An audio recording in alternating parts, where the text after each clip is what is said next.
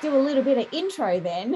So just to pick up, just in case, we have got the lovely award, double award, triple, quadruple award, actually winner, Ian Stevens, who will be hosting the session with our newest, most fabulous award winner, Leanne Farraday-Brash, who of course needs no introduction because she's been in the spotlight and in the hot seat and has had to pull a bunch of things together because she didn't know until yesterday she was going to be in this seat. So this is about living the flow, in the flow, and we can't wait to see what you have just prepared on a whim for us, you delicious lady. Over to you, Leanne.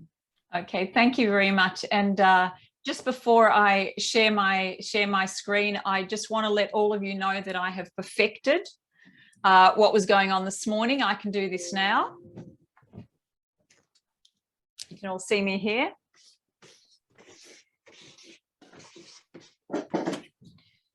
Just joking. I know that's backwards. Okay. Very good. Very good. Okay. All right.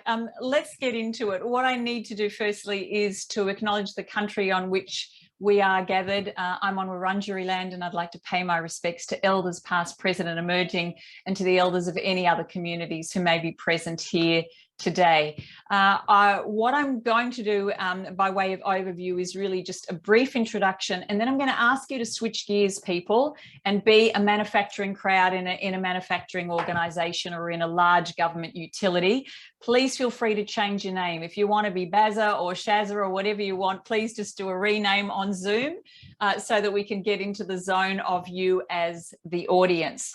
But otherwise, in the first instance, let me just set the scene. And because we're going to be doing a deconstruction with the wonderful Ian Stevens, I'd like you to really keep your eyes peeled and see if you can identify detail in both content, obviously, and process. So hopefully everybody will see that now. Yes, thumbs up. Beautiful. Okay, there's no green ring around it now. There should be. All right, but I have put this presentation together specifically for this audience, and as we said, we're going to ask you to wear different hats at different times. For now, you are PSA, and then just to give you an overview of the session itself, I'm going to give you about a 15-20 minute piece of session as if you were a live audience for me. Because this session I was asked to do was around hostile and resistant audiences, I'm going to suggest it's core or compulsory compliance training and you have to be here. Let's say also that some of the subject matter is quite confronting to you because if you had your druthers, you would much rather keep life exactly as it was and try to resist having to move on and change either attitude or behaviour. So I'll give you a session extract. We'll finish with a story. And then we're going to throw to Ian, we'll do some deconstruction, and then we will finish again with a presenter piece. We'll do some Q&A and I'll give you some hot tips, and if we don't get a chance to do justice to them at the end, any of you can write to me and I'm more than happy to send you the slides. All right, so we're no longer PSA, we're the manufacturing people. Okay, Steve-O is in the building. All right, and imagine we've done all that very important formality, including evacuation procedures and everything else, and I will start again. Okay, thank you very much for having me, and thank you, client, for that very generous introduction. You said some very nice things about me. Admittedly, I wrote most of them, but they always sound so much better when somebody else says them. Let me just ask you, please, hands up. How many of you woke up this morning and thought, woohoo, compliance training? How many? No. Anybody? Nobody? But you get donuts at halftime. Oh, okay. Maybe it's just me. All right. Well, that's very unfortunate. But you know what? Now that we're here, and now that you've been told you need to be in here for 2 hours or so, I'm going to suggest that we have some fun, that we're respectful of the content, but that you make this session your own. And if you ever wanted to ask a question and never had the chance, please don't die wondering. The name of my business is Brash Consulting. I'm up for those questions, and I really want you to be able to say what you need to say and for us to have a real conversation. Does that sound fair enough? Okay, all right, fantastic. So just a word about our practice. I'm an organisational psychologist. We work with everything from the dysfunctional and toxic to the high performing and elite and pretty much everything in between. I'm embarrassed of how long it took me to realise that everything we did in our practice was in the service of only 4 words: safe workplaces, great workplaces. And you can't have great unless you've got safe. I have the privilege of working with a range of different organisations. I've got some logos up here now. I'd say to you that I've actually worked with most of them, which is always a good thing when you're claiming to have worked with clients. And it's everything from footy teams to emergency management to superannuation funds to people that make underwear. But we're treading a very fine line if we talk about underwear in a session like this, given the content. But I love the variety, and you'll see my passion for this sort of stuff has not waned in all the years I've been fortunate to do it.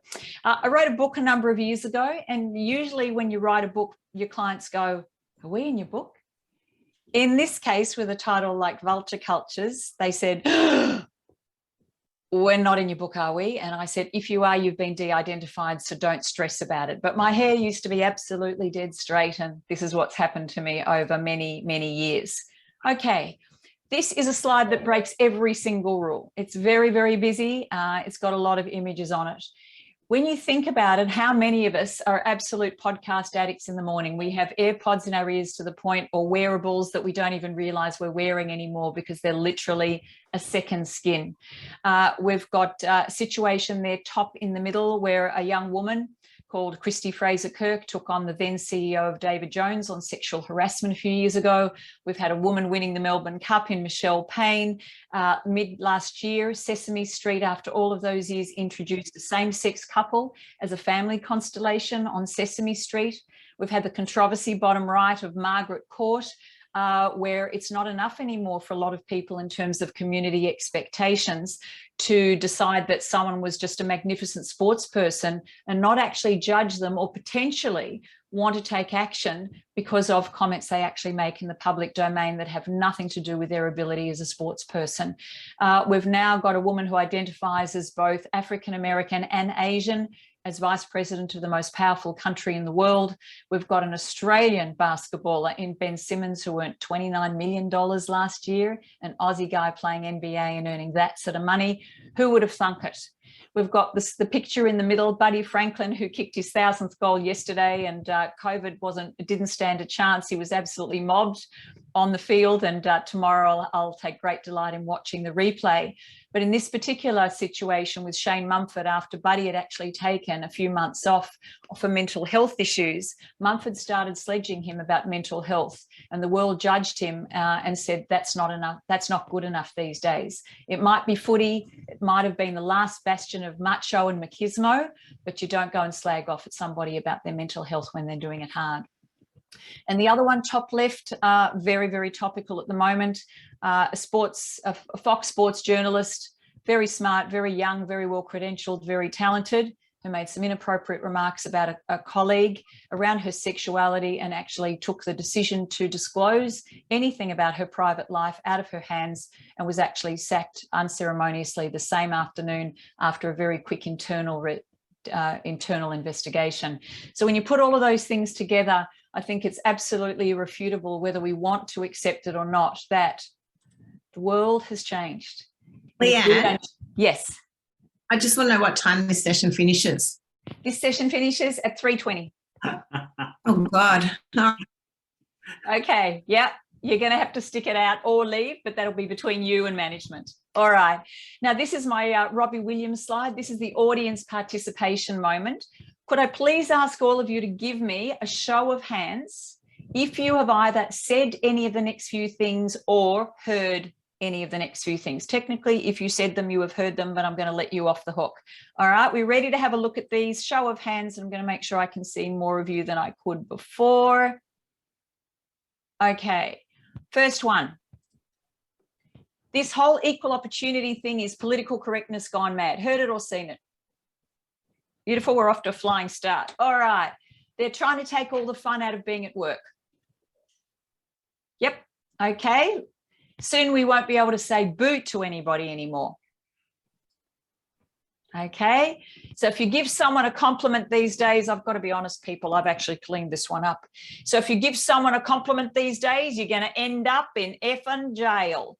Heard it or, yep, fantastic, thank you. Why aren't they, and nominate any particular minority group of your choosing, why aren't they ever satisfied?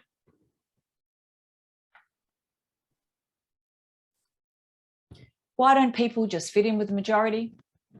Let's finish strongly, people. We're getting lots of hands up. Okay, if they don't like it, why don't they just leave? All right, and the last one, the old chestnut, it's what I call the shaggy defense. It wasn't me. It wasn't me. Yeah, I was only joking.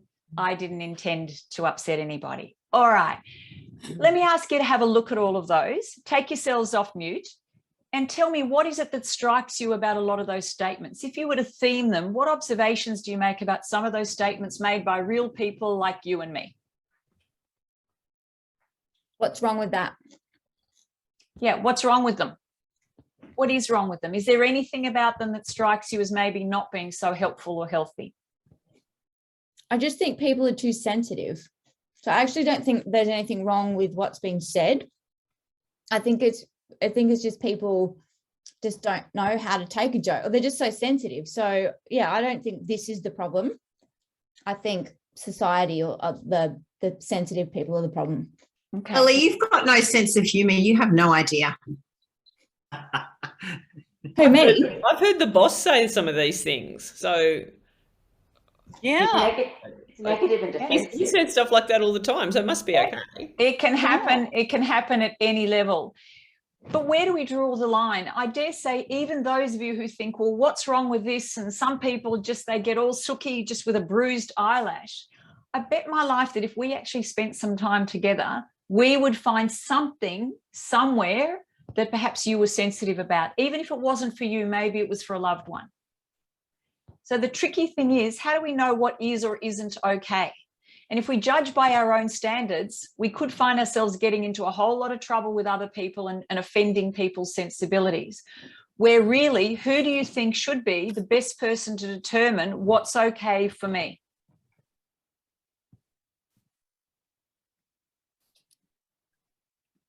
One at a time would be good. I think most of us would probably say me. Is there anyone, and this is interesting because you're all playing your roles really well, PSA. Typically, if I would put people into small groups to do this, inevitably some of them would come back and say, well, if we're being honest, these statements are pretty selfish.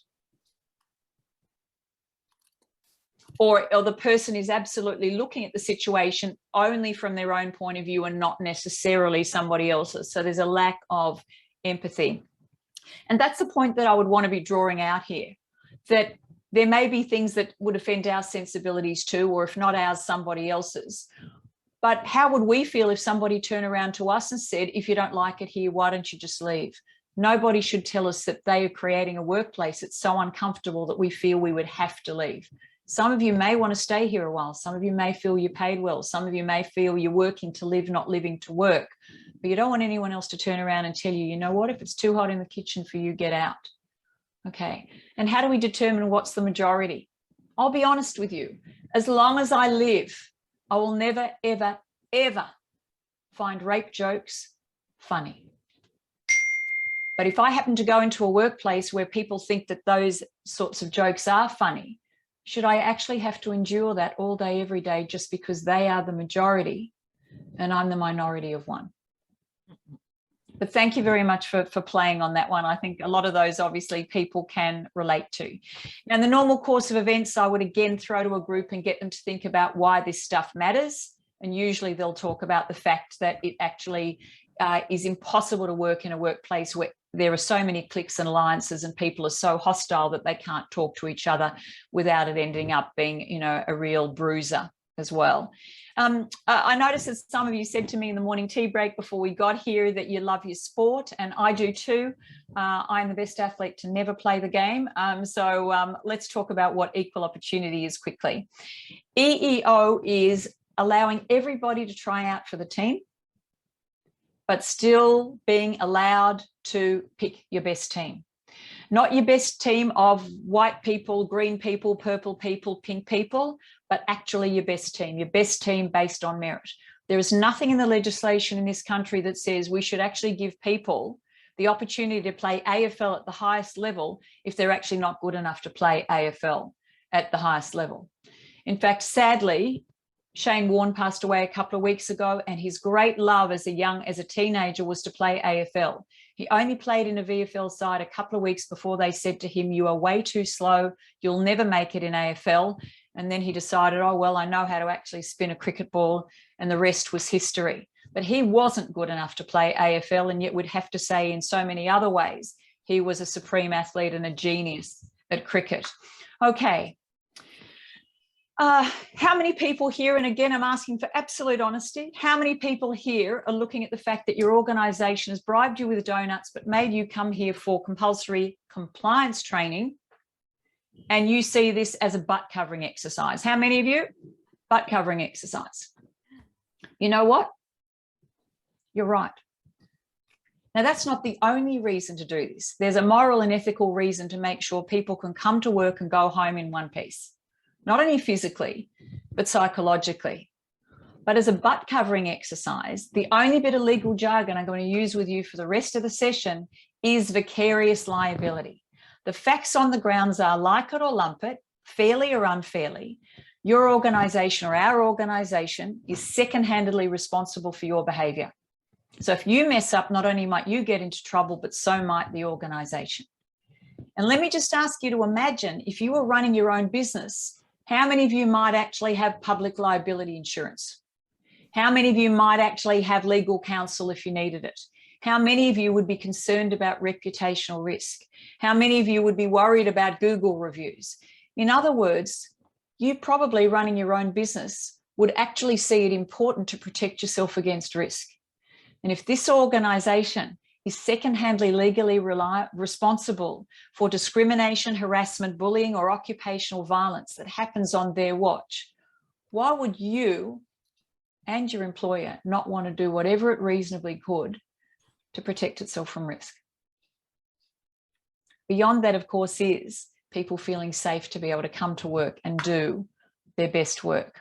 And not only does this liability extend to the workplace, the physical workplace during work hours, but anywhere that could be considered an extension of the workplace, like a retirement dinner, a residential training program, an annual conference for people who are engineers like you, etc., etc. Okay. Do you think there's much legislation that sits behind what we're here doing today? Yeah, these are just a few I prepared earlier. Now, the good news is we're not going to go through any of those in chapter and verse, but there is a lot of legislation that actually governs how people treat other people in the public domain, and certainly in the workplace, because we spend a lot of our time at work and we can't choose the people we work with most of the time. So it's very, very important that the workplace is compelled, if you like, to create an environment where people feel safe, secure, and can do good work. Let me actually begin by crunching a few of the key concepts for you. And PSA people, I'm only going to do one of these. There are two types of unlawful discrimination. Okay. The first one is direct discrimination. Because you're gay, I'm denying you a promotion. Because you're straight, I'm denying you a transfer. Because you're pregnant or might get pregnant, I'm going to deny you access to training. I don't mean training like this that might be compulsory or even a punishment. I'm talking about the sort of training that you would think was a reward or an opportunity. It's direct, not because I tell you direct to your face. If I tell you to your face that I'm discriminating against you, that's just bloody stupid. It's direct because I take this prejudice and I apply it against you directly to deny you an opportunity or hold you back. And it's always intentional. But there's a second type of discrimination, which is not necessarily intentional, and that's indirect discrimination, putting a policy or process in place that appears to be kosher on the surface of it, but ends up having an exaggerated effect on minority groups. An example of that used to be the minimum height that existed for the police. Who do you think was typically kept out of the police force if there was a minimum height of 5'8" and above? Women. Women. Usually people say short people. Short people that might include women and Different nationalities. different Children. nationalities. Children, yes, children, that's maybe a good thing. Different nationalities, including, may I say, possibly people generally of Asian descent might typically be shorter than people who might not be. There's something I need to share with you that's quite sensitive, so just lean in, just huddle. Humour me. Okay. It is very difficult to staff the Asian undercover squad if you're not Asian. So minimum height of 5'8". I would have thought it was an occupational hazard to actually be super, super tall, because you could actually bash your head as you were apprehending a suspect running through a doorway. But the minimum height of 5'8" served to potentially disadvantage people of minority group status who not only might have been good at the job, but who represent the community at large and would be exceptionally useful to police when actually trying to solve cold crime, where you need the trust and confidence of different communities for people to talk to you about what's gone on to enable you to do so. So there are two types of discrimination, as I've talked about, but the law is a rule, and to the rule there are always exceptions and exemptions. Some discrimination is legal, like paying people under 21 less money than someone else. And organisations can also apply for exemptions. Example, Fernwood Women's Health Clubs 20 years ago, when they were founded in Australia, probably even longer. I worked with them very early.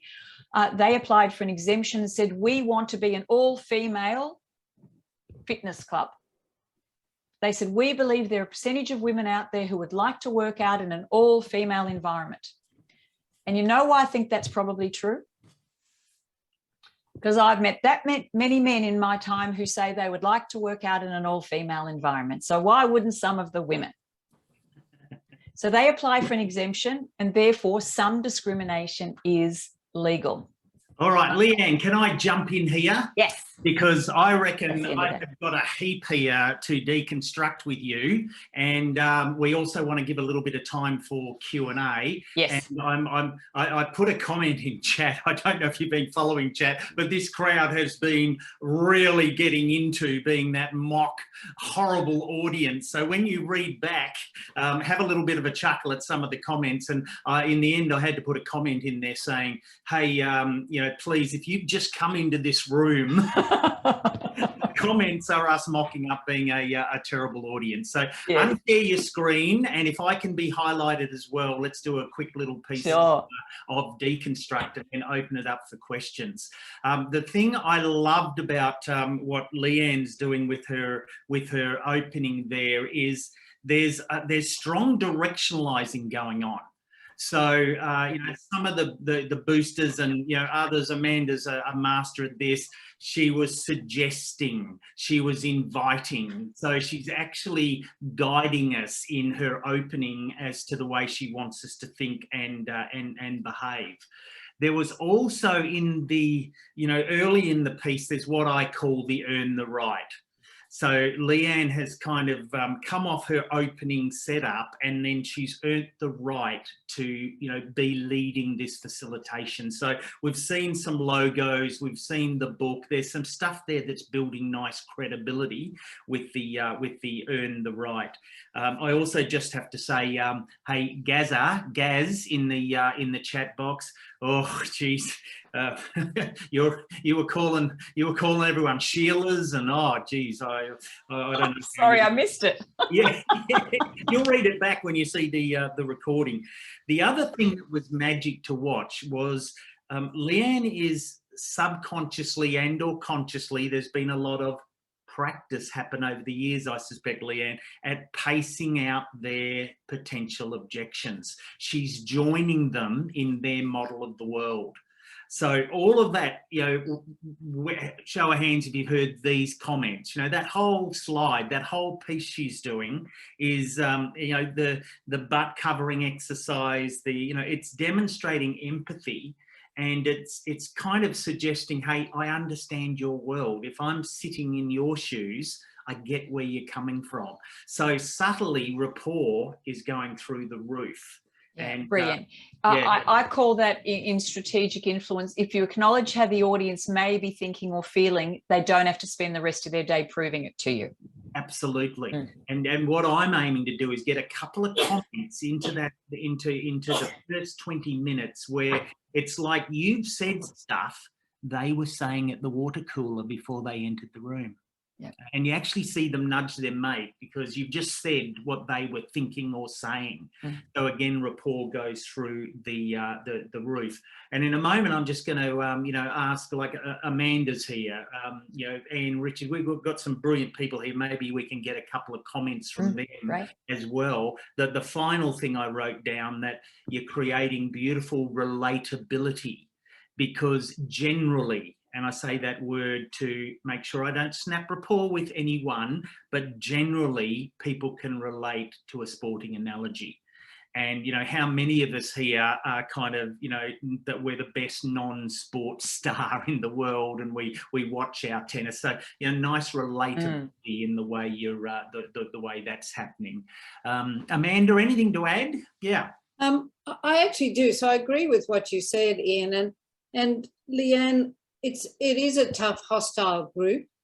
And I just wonder whether this would be of value for you or not, because what I heard, and I understand the difficult circumstance, you heard last night and you landed in this and you did an awesome job. But I felt like, although you related to me along the way, there wasn't a real emotional hit any time.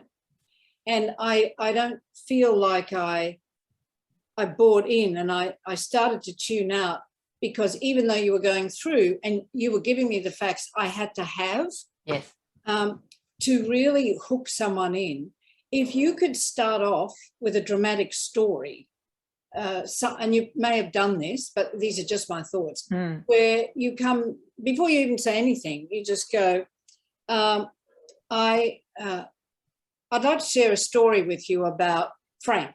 Frank was a normal sort of a human, and he went to work one day, and his whole family thought this way, and he said great tits to someone. I don't know what he'd say, but find a story about some person that's like them, that did something, and the consequences of what happened to Frank. And you just kind of build that up, because you obviously got brilliant storytelling ability, and you present so well. And I was touched with the way you were connecting with the people and agreeing with them, because I've heard all of those things too. I used to be in ergonomics and trying to teach people about safety. So you did that brilliantly. And if you added a story in, you could actually, I think, in one fell swoop, get through a lot of the other things that you did so well. And whether that's value. That's a really interesting reflection, because the story that you're describing, I was going to use at the very end as my close, but maybe there needs to be a vignette at the beginning as well to make it real, or to get them to connect emotionally. That balance, as you know, of logos, ethos and pathos. How do you establish credibility? How do you use logical argument? And how do you pull at people's heartstrings and make it relatable? But maybe that's an error of judgment, and there needs to be stories that bookend I don't both think of them. I don't think it's an error. I think it's just humans, and it's another tool in your arsenal. Because you did establish credibility really well, and I didn't understand the methodology that you were going through. So and maybe I missed that bit, but if I got that, you did it brilliantly. So I'm wondering if where we go from here might be, Leanne, you yell out if you want to go a different path. But how about my suggestion would be that Annalie whacks us into some rooms of 4 or 5. Again, just share some thoughts around what have you done to unfreeze a pretty rank audience. And boy, you guys have been ranker than any other one I've ever come across in the chat box. I'll have to look at the chat, but I think I need a courage pill first. And then when we come back, we'll just get a couple of comments like Alan Parker did in the last session, and then you can answer a couple of questions, Leanne, and then go into your closing piece. Sure. Yeah. How's that sound, Annalie? Happy to do that? Yep, ready now. Okay, we've got to finish by 20 past, don't we? So just give them 6 minutes, and then we'll come back. Okay.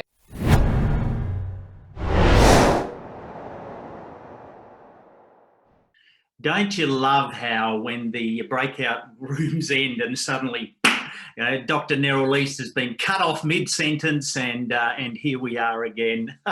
And that's on me. There was gremlins in the setup, and it just went, and I didn't get to change all the timing. So 1,000 apologies for your very rude reintroduction to the main room. Apologies, everyone. No dramas. Leanne, who would you like to hear from for a couple of little, 2 or 3 little spot bits, 1-minute pieces from the audience? What was their room talking about? Oh, unmute. Unmute. There we go. Anybody who would like to, just jump in. No, okay, good. Okay. Open invitation. Yamini. What's the hardest work behind the scene at convention? Thank you. I was just saying, Leanne, I was Gary in the chat. I was Gaz, so I'm coming clean. I was really in that role, and I loved every minute of it, like with Sheila's and Babes and Donuts. There was a moment in your process when you flipped me. I went and I changed my name back. So I couldn't be Gaz anymore. So there was a visceral shift in my body. And it was when, after you'd done all the acknowledging of the elephants, and you went global, and then you went so deeply personal. You went to say something you are sensitive about. And that just flipped me as an audience. So I went from being really hostile to then starting to listen. Your own name. Wow. Correct. So I just want to honor that. I just honor that moment. Beautiful. And now I know that you were Gaz, you were going to pay. Leanne. Okay. And that's really interesting, because when do you normally, in the cool light of day, when you're doing this stuff with a real group, have anybody come to you necessarily and say, that was the point at which you actually spoke to me, or this resonated, or I found myself softening? And that's really good feedback. If I could, we're going to get this, just guiding principles, just some hot tips, and then I will close out with the story, unless there was someone else who really wanted to share something as well. I'm not looking for compliments, but I'm looking for insights. Anyone? No, I think we go into guiding principles, and then okay. Can I just I'll make one comment, and that was that in the group that I was in, very good group, abruptly cut off. Very good group. There were a couple of things that, and I don't know whether it's just worth identifying them, but in the face-to-face environment, it was the physicality, where you were in the room. If you're actually locating yourself in the room, whether you did what I did the very first time when I had this, which was to make the terrible mistake of actually walking towards a particularly hostile group and giving them attention, which was so the wrong thing to do. And then Corinne, I think, identified a marvelous technique where she actually walked away from the group, but a contentious part of the group, by looking over her shoulder. So she still engaged them, but engaged the whole of the room by just the physicality of her movement, which I thought was a really interesting technique. And I don't think we talk, I may have missed it, but we haven't talked too much about in face-to-face where you actually position yourself in a room if you've got the opportunity to walk around a room with this kind of group. And the other thing that I think it was also, I may be mixing the people up, my apologies if I've got you in the wrong place. But the other thing was a permission piece. And that was, look, I know, essentially, I'm paraphrasing, I know some of you don't want to be here, and I don't do prisoners. So I'm going to put a track of music on, and if I'm going to walk away. And if you're still here when the track comes back, when the track's finished, let's go. I thought that was a lovely technique. I just thought there were two very practical techniques that was worth sharing. Yeah. So, you're marvelous, Leanne. You just thank you. You did that lovely line between being, I'm telling you what you need to know, but I'm also here for you as well. And that's an incredibly difficult line to tread. Yeah, and speaker craft and stagecraft for all of us is proxemics. We can tend to gravitate towards the people who are the most hostile, and and our fans, the one who's doing the smiling and nodding and ignoring the rest of the group. So not giving them too much attention and trying to actually serve as many people as possible is important. If I share screen now, just a few little hot tips about facilitation principles, and I should say that the guiding principles were pathos, logos, and ethos by Aristotle in terms of the design. But in terms of the facilitation, I loved these dichotomies of sort of confidence without arrogance, passion without evangelism. I said that this morning. Passion is great. They'll expect you to be passionate about this stuff, or why the hell would you walk into the lion's den to do it? Curiosity, not judgment. It's really interesting that you say that, Wazza. Can you tell me a bit more about that, rather than feeling as if you have to shut them down and get defended? Provoke them. You know, if any of us have got children and our children are in their first job, how would we feel if they were working in the local chicken shop? Apparently, a few years ago, there was a whole spate of sexual harassment cases from owners of chicken shops. I don't know if it was the chicken breasts or not, but chicken shops chasing around young women in their first job out of school and then letting that hang. Humour and entertainment, but not appearing to be frivolous about something really, really important. So putting on your serious face when you're mentioning really, really serious stuff, and being humorous if that's part of your thing and that's one of your gifts, but without actually being offensive and appearing not to model. Rapport with them, and Ian talked about rapport already, without appearing to join with them or side with them necessarily and buy into their stuff. Okay, story time. I'll let you read that in the background, and if you've got the opportunity to move your screen around so that you've got me and can just quickly read the background, I'll go straight into story and finish. Reset. There are some gigs you just know are going to be difficult, and 600 people over 5 days, 3 sessions a day, all of them conscripts in regional Victoria, I knew was going to be tough. I got through the first 2 days and there was some reasonable word of mouth. Apparently people were pleasantly surprised that it was more interesting and engaging than they thought it would have been. And I got to the morning of the Wednesday. I went in there to turn the speaker on and my eardrums were nearly perforated. Someone had thought it would be a big lark to turn the speaker right up to high on the master switch. And as I said, it nearly burst my eardrums. So I knew I wasn't in for an easy ride that day. And there was definitely a group right in the middle at the back who were like the kids who always sat on the back at the back of the bus to try to do what they could to unsettle you. I got through the 5 days and it was one of the only times in my life where I almost fell asleep on the way home because I was just so emotionally exhausted from this huge rollout. And a few weeks later, they invited me back for all the people that managed to get away the first time. And they said, when you come tomorrow, Leanne, could you just arrive a bit early? Because there's one person who'd like to have a chat with you before you start. And the client said, I don't know if you'll remember him. His name's Mick. I said, if it's the Mick I'm thinking of, I think I do remember Mick. Mick did come to see me on that morning. He knocked on the door, he walked in a little bit gingerly and certainly very uncomfortable, and thanked me for being willing to see him. And he said, you wouldn't have known, but I've actually got a daughter, Alison, and she works in an engineering firm, and she's actually the first female engineer to work there. And she used to go to the pub with the guys on a Friday afternoon. And I noticed in the last few weeks, she stopped going to the pub. And the first week I said, why don't you want to go to the pub? And she said, oh, I just don't feel like it today, Dad. And the second week, he said, why don't you go to the pub? You got to hang out with the boys. Oh, I wasn't in the mood today, Dad. And the third week, he said, look, they're all going to think you're too big for your boots. You've got to go and hang out with the boys at the pub. And she said, I don't want to, Dad. I don't want to go to the pub with the guys anymore. And he said, well, why the F not? And she said, because when they get a few drinks in them, Dad, they think they can put their hands all over me. And I don't want to go to the pub anymore, Dad, on a Friday afternoon. So Mick came to see me because he said he wanted to tell me that nobody had ever had to stick up for him in his workplace ever, but that all of a sudden he'd had a bit of a change of heart, and that he was glad that there were laws in this country and policies and organisations like his that meant that people couldn't get away with something like that with impunity and expect to be able to keep their jobs and keep doing what they were doing to people like his daughter.